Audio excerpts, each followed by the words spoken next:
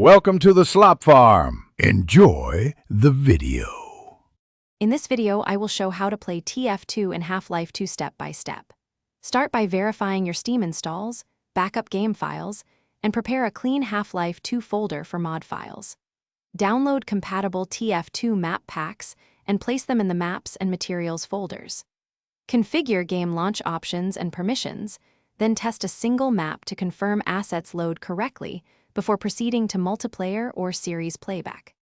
Begin by locating your Steam game directory and confirming both Half-Life 2 and Tf2 are installed. Create a custom folder inside Half-Life 2 and copy maps, materials, and models from the Tf2 packs into that folder.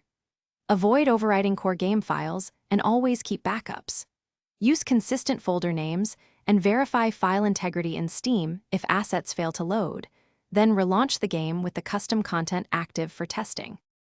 Open Half-Life 2 with Developer Console enabled and load your first Tf2 map using the map command. Watch the console for missing models or textures and correct file paths as needed.